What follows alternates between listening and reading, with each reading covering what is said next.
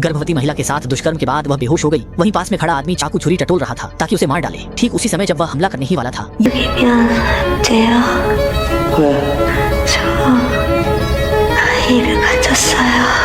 ये सब सुनकर बूढ़े छुई ने जरा भी हिचकिचाहट नहीं दिखाई, बल्कि महिला के गर्भवती होने की वजह से वह और भी ज्यादा उत्तेजित हो गया। लाश के टुकड़े करते समय उसने गलती से महिला की सगाई की अंगूठी पर वार कर दिया, लेकिन उस आदमी ने इस बात को जरा भी अहमियत नहीं दी। वह नहीं जानता था कि उसकी यही लापरवाही उसे जीते जी मरने से भी बुरी हालत में पहुंचा देगी। कुछ दिनों बाद एक समूह छात्र नदी के किनारे खेल रहे थे। तभी तेज नजर वाले मोटे बच्चे ने एक काला बैग देखा। उसे लगा कि उसमें कुछ मजेदार चीजें होंगी, इसलिए उसने जिज्ञासावश हाथ अंदर डाला, लेकिन उसके हाथ में एक अधूरी कान की बाली आ गई। पुलिस को रिपोर्ट मिलते ही उन्होंने तुरंत सैकड़ों पुलिस कर्मियों को तैनात कर दिया और शव के टुकड़ों की तलाश शुरू कर दी। लगभग 5 घंटे की बारीकी से छानबीन के बाद आखिरकार नदी में झूयान का सिर मिल गया। झूयान के पिता और मंगेतर को जब इस बारे में पता चला तो वे तुरंत वहां पहुंचे। सामने यह निर्मम दृश्य देखकर वे स्तब्ध रह गए। दिल तोड़ने वाली बात थी कि उसके पिता हाल ही में रिटायर हुए पुलिस प्रमुख थे, जबकि उसका मंगेतर खुफिया विभाग का शीर्ष एजेंट था। वे हमेशा लोगों को बुराइयों से बचाने के लिए समर्पित रहे, लेकिन अपने ही परिवार की रक्षा नहीं कर सके, खासकर शिवसेन। उसका दिल अपराध बोध से भर गया था। अगर उस दिन वह अपनी मंगेतर के साथ उसका जन्मदिन मना रहा होता तो शायद यह सब नहीं होता। अंतिम संस्कार में शिवसेन ने मन ही मन कसम खाई कि वह अपनी मंगेतर के साथ हुई बेइज्जती और चोट का बदला हत्यारे से जरूर लेगा। इसलिए उसने अपने पद का लाभ उठाते हुए अपने सहकर्मी से लोकेशन कैप्सूल मंगवाया और अपने ससुर से संदिग्धों की पहचान संबंधी जानकारी प्राप्त की। ये चारों संदिग्ध पहले भी इसी तरह के मामलों में आरोपित रह चुके थे। रात का फायदा उठाकर शिवसेन चुपचाप पहले संदिग्ध के घर पहुंच गया।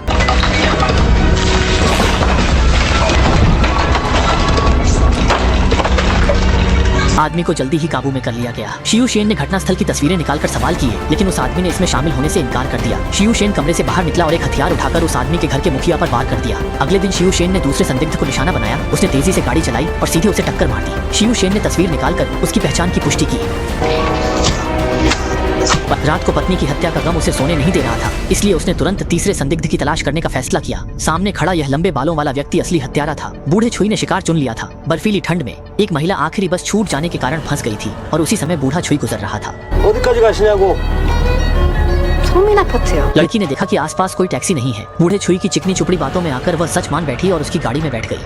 शुरुआत में कार के अंदर माहौल सौहार्दपूर्ण था, लेकिन जब वे सुनसान जगह पर पहुंचे तो पुराने छुई ने अचानक पहले से तैयार लोहे की पाइप निकाल ली। लेकिन हाथ उठाने से पहले पुराने छुई ने लड़की को एक बात समझाई।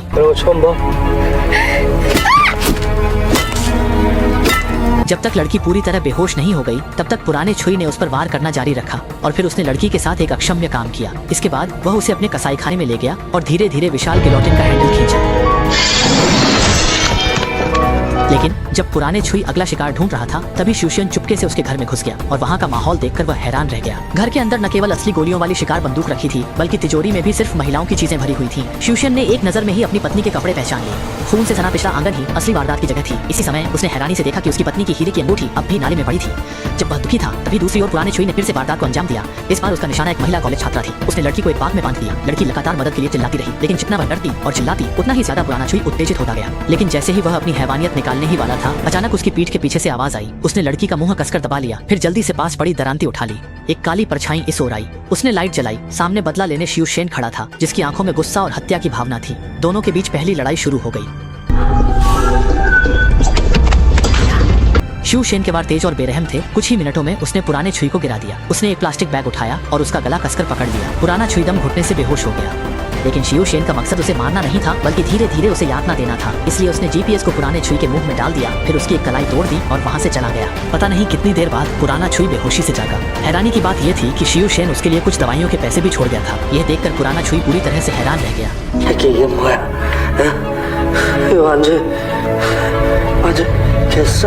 हालांकि पुराने छुई को अभी तक यह नहीं पता था कि शिवसेन क्या योजना बना रहा है, लेकिन उसे महसूस हो गया था कि कोई उसका पीछा कर रहा है। इसलिए उसने जल्दी से कपड़े बदले, स्कूल बस को एक सुनसान जंगल में ले गया, फिर एक चाकू लेकर सड़क पर आ गया और गाड़ियां रोकने लगा।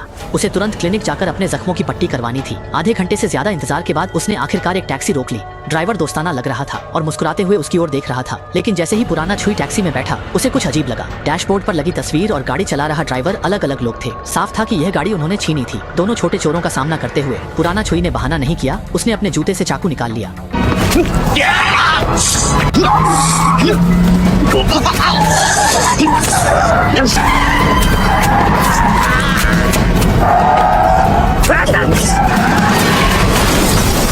लाओ छुई ने जब डिक्की खोली तो उसे एक फुटबॉल की जर्सी मिली और उसने झट से हैंडबैग भी उठा लिया। अगले दिन लाओ छुई एक क्लिनिक पहुंचा। डॉक्टर ने सिर्फ उससे पूछा कि उसे चोट कैसे लगी, लेकिन लाओ छुई ने उसे गाली दे दी। लाओ छुई उस बूढ़े आदमी को सबक सिखाने ही वाला था कि तभी दरवाजा खोलकर अंदर आई नर्स ने उसे रोक दिया। नर्स का मासूम चेहरा देखकर लाओ छुई के मन में हलचल सी होने लगी। जब नर्स गोदाम पहुंची तो उसे अचानक अपनी पीठ के पीछे ठंडक महसूस हुई। लाओ छुई पहले से ही वहाँ उसका इंतजार कर रहा था। उसने महिला को धमकाया कपड़े उतार दे। सामने खड़े इस डरावने आदमी को देखकर महिला रोते हुए उससे खुद को छोड़ देने की भीख मांगी। इसी समय शिवशेन ने दोनों की बातचीत सुन लिया। उसने लोकेशन के आधार पर क्लिनिक के गोदाम पहुंचकर फायर एक्सटिंग्विशर उठाया, सीधे लाओ छुई को जमीन पर गिरा दिया।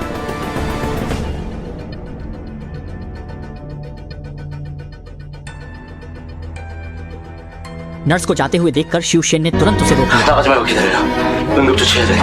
इसके बाद उसने सर्जिकल चाकू उठाया और जबरदस्ती लाओ छुई का पैर काट डाला। उसकी दिल दहला देने वाली चीखें सुनकर शिवशेन ने फिर से धमकी भरे शब्द कहे। नर्स के लाओ छुई की पट्टी बांधने के बाद शिवशेन ने उसे फिर से छोड़ दिया, क्योंकि केवल लगातार पागलों की तरह लाओ छुई का पीछा कर उसे मारने की कोशिश करना और उसे हमेशा के लिए डर में जीने देना ही असली बदला है। और लाओ छुई ने फिर से कोई अनहोनी न हो इसलिए उसने छीनी हुई टैक्सी को सड़क किनारे छोड़ दिया, क्योंकि उसे शक था कि शिवशेन ने गाड़ी में ट्रैकर लगा दिया है। इसलिए लाओ छुई ने पेचकस निकाला और एक और गाड़ी छीनने की तैयारी करने लगा। लेकिन उसे क्या पता था कि इस बार वह पूरी तरह से हथियारबंद स्पेशल फोर्स से टकरा जाएगा और माहौल एकदम अजीब हो गया। जब उसने देखा कि वे सब असली बंदूकें और गोलियों से लैस हैं, लाओ छुई को पैदल ही अपने दोस्त के घर जाना पड़ा। जैसे ही वह आंगन में दाखिल हुआ, उसने देखा कि उसका दोस्त इंसानी मांस से कुत्तों को खिला रहा है। इस विकृत हरकत से लाओ छुई बिल्कुल नहीं डरा। उसका दोस्त पहले ही 10 साल से इंसानी मांस का साशिमी खा रहा था। लाओ छुई के घर आने की खुशी में उसके दोस्त ने तुरंत फैसला किया कि वह स्टॉक में से एक इंसान को मारकर ताजा मांस परोसेगा। वह अभी कुछ करने वाला था कि बाहर अचानक दरवाजा खटखटाने की आवाज आई। पीछे मुड़कर देखा तो पता चला कि शिवशेन यहाँ आ गई थी। मोटू ने चाकू उठाकर सामने वाले पर हमला किया, लेकिन उसने शिवशेन की ताकत को कम आंका। उसकी कलाई पल भर में मरोड़ कर तोड़ दी गई। इसके बाद शिवशेन ने पेचकस निकाला और सामने वाले का हाथ मेज पर काट दिया। मोटू एक पालतू जानवर की तरह बांध दिया गया। दूसरे को खत्म करने की सोचकर लाओ छुई शॉटगन लेकर अंदर घुस आया। बंदूक की आवाज से बचने के लिए शिवशेन को पहले बाहर भागना पड़ा, लेकिन वह वहां से गया नहीं, बल्कि सीधे रेलिंग फांदकर दूसरी मंजिल पर पहुंच गया। लाओ छुई ने भी मौके का फायदा उठाकर छोटे मोटे को खोल दिया। जीने मरने की परवाह न करने वाला छोटा मोटा ऊपर आकर शिवशेन पर हमला करने लगा, लेकिन उसे बेरहमी से पलटवार का सामना करना पड़ा। शिवशेन ने लोहे की पाइप उठा ली और उसके सिर पर जोरदार वार करने लगा, लेकिन तभी दरवाजे की दरार से एक शिकार बंदूक अंदर आ गई। शिवशेन ने तुरंत मछली पकड़ने वाले कांटे निकाले और सब जमीन पर फेंक दी। अनजान लाओ छुई पीछा करते हुए ऊपर आया, लेकिन उसका पैर कांटों से छेद दिया गया। शिवशेन ने इस मौके का फायदा उठाया और तुरंत बाहर भाग गया और पलटवार शुरू कर दिया। लेकिन फिर भी उसने सामने वाले को जान से नहीं मारा और इस बार उसने अपने लिए एक खतरे का बीज बो दिया। अगले दिन सहकर्मी को इस बात का पता चला। उसने चाहा कि ससुर शिवशेन को बदला लेने से रोकने के लिए समझाए, क्योंकि अगर हत्यारा पूरी तरह भड़क गया तो ससुर के परिवार को भी खतरा हो सकता है। सहकर्मी शिवशेन को यह भी समझा रहा था कि लाओ छुई को पुलिस के हवाले कर दे। दोनों की बातचीत के दौरान लोकेशन कैप्सूल का जिक्र आया। शिवशेन ने तुरंत रोक दिया, क्योंकि लाओ छुई तो बगल के बेड पर ही लेटा हुआ था।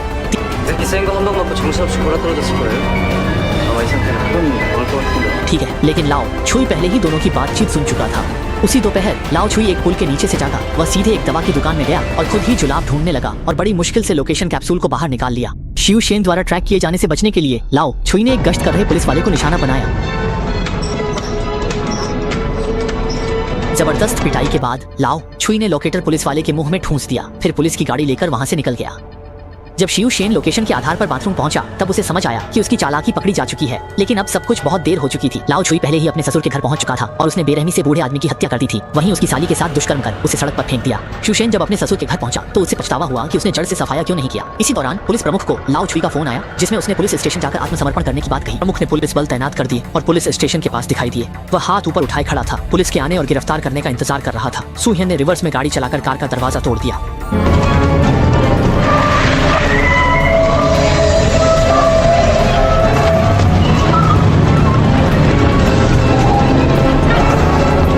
इसी तरह उसने पुलिस के सामने ही पुराने छुए को अपने साथ ले लिया। वह गाड़ी चलाते हुए सीधे पुराने छुए के घर पहुंचा और उसे गिलोटिन के नीचे बांध दिया। पुराने छुए को मारने के लिए सुहियन ने एक क्रूर तरीका सोचा।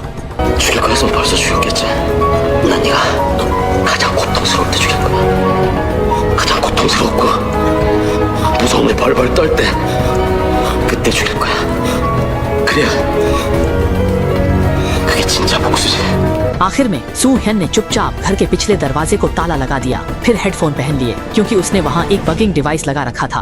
वह खुद अपने कानों से पुराने छुए की टूटती हुई चीखें सुनना चाहता था। जब पुराने छुए ने अपने बेटे की पुकार सुनी तो वह पल भर में गहरे डर और घबराहट में डूब गया। और भी बुरा यह था कि अनजान परिवार वाले दरवाजा खोलने ही वाले थे, और यह देखकर पुराने छुए का डर और भी बढ़ गया।